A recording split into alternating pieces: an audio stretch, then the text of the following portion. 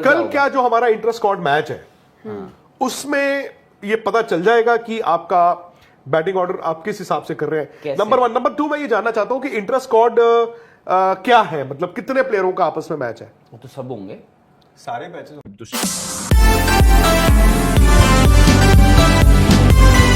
कल क्या जो हमारा इंटर स्क्वाड मैच है उसमें ये पता चल जाएगा कि आपका बैटिंग ऑर्डर आप किस हिसाब से कर रहे हैं। नंबर 1। नंबर 2 मैं ये जानना चाहता हूं कि इंटर स्क्वाड क्या है, मतलब कितने प्लेयरों का आपस में मैच है। वो तो सब होंगे, सारे मैचेस होंगे, सारे क्योंकि इंडिया ए वाले प्लेयर्स भी मौजूद है। सारे के सारे नहीं है, मतलब हाँ सारे नहीं है, बट इंडिया ए के भी प्लेयर्स मौजूद है ना। आई थिंक 22 या 24 लड़के हैं total। 18 मेंबर स्क्वाड तो आपका ऑलरेडी है ये। उसके अलावा 4 या 5 और हैं हाँ, बस वो भी बॉलर्स। बाकियों को आई थिंक हो गया। हाँ, तो मैं इसलिए बोल रहा हूँ ना, आपका जो अब कल कैसे आप उसको डिवाइड करते हो। मैं वही कह रहा हूं ना, इंटर स्क्वाड का मतलब एक राहुल 11 होगी, एक नितिन 11 होगी, 11 आपके होगी, 11 आपके होगी, ऐसे ही होगा ना। ये तो नहीं होगा कि बैट्समैन बैटिंग कर लो, बॉलर बॉलिंग डाल लो, आप आउट हो गए। क्यों आउट हो गए तो आप बैट ऑन भी कर सकते हो। प्रॉपर मैच होता है, नितिन 11 और राहुल 11 हो, आप 5 बैट्समैन खिलाओ, 6 बैट्समैन खिलाओ, आप भी ऐसे करो, है ना, वैसा मैच होगा, कॉम्पिटिटिव मैच होगा। उसमें फिर आप ये कैसे डिसाइड करोगे। पता चला भाई एक तरफ आपके ओपनर हो गए कौन, जायसवाल, दूसरे हो गए केएल राहुल। तो केएल राहुल के साथ ओपन कौन करेगा और उनके साथ कौन। भाई अगर ये दोनों मेरे ओपनर्स हैं, मैं तो इन दोनों को एक ही 11 में रखूंगा ना।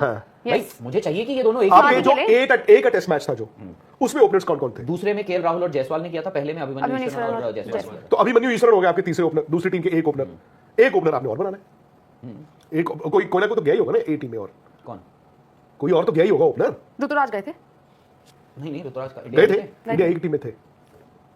बट सर ये आइडिया कि भाई हम इंट्रा स्क्वाड कराएंगे, इस इंट्रा स्क्वाड से बेनिफिट मतलब ठीक है, प्लेयर्स को कन्वीनियंट मिल होता जाएगा, है, कन्वीनियंट होता है, और थोड़ा उनको पता लग जाएगा, कन्वीनियंट होता मैच है। सिमुलेशन की लेकिन बात उससे ये कैसे पता चलेगा कि 11 कैसे फॉर्म होगी लीड्स मैच के लिए। यार देखो आपके रन आ जाएंगे, ठीक I think 11 अब जैसे पता 11 होगी ऑलरेडी सर। आप बना चुके हो, और ये जिस दिन आपकी सिलेक्शन कमेटी बैठती होगी, हम लोग यहाँ पे बैठ के 11 बना रहे हैं, तो उनको भी एक मोटा मोटा आइडिया होता है, वो ऐसे ही बात होती है। बाकी वो ये देखते हैं कि यार इसकी फॉर्म देख लेंगे, इसकी फिटनेस देख लेंगे, जो 19-21 वाले होते हैं, प्लस उस दिन मौसम देख लेंगे। फॉर एग्जाम्पल नीतीश रेड्डी या शार्दुल ठाकुर, अब उस पर एक डिबेट हो सकता है, क्योंकि शार्दुल ठाकुर और नीतीश रेड्डी का प्लेयर वर्सेस प्लेयर कंपैरिजन नहीं है।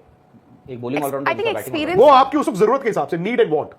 आपको 3 फास्ट बॉलर्स, मतलब बुमराह और 2 फास्ट बॉलर काफी है, या एक और चाहिए, या एक और चाहिए। आप नीतीश रेड्डी को अगर खिलाते हो, सो बुमराह और 2 फास्ट बॉलर ही खेल रहे हैं बाय द वे। हाँ, इसका तो- मतलब है एक बुमराह जस्सी और एक सिराज है और एक और है, ठीक है। जडेजा से आप कितना बॉल डलवा लोगे लीड्स में, दिन में 8 over, 10 over, 12 over, but that's not a wicket taking option. आप if you need to attack from both the ends, तो नीतीश रेड्डी का 3-4-5 ओवर डलवा लोगे, वो है रेस्ट दिलाने के लिए। पर इसका मतलब क्या होगा, बुमराह से आप एक दिन में 4 स्पेल तो डलवाओगे। अगर उन्हें 90 ओवर इंग्लैंड में बैटिंग करनी वो पूरा दिन, तो बुमराह के 2 स्पेल डालेंगे। नहीं बुमराह का तो भाई तो वो मतलब उनके आप जो 3 टेस्ट मैच है वो भी 2 कर दोगे। हाँ, तो इसलिए I think you have to have 3 fast bowlers around Bumrah, and आप डेयर करोगे ना, आप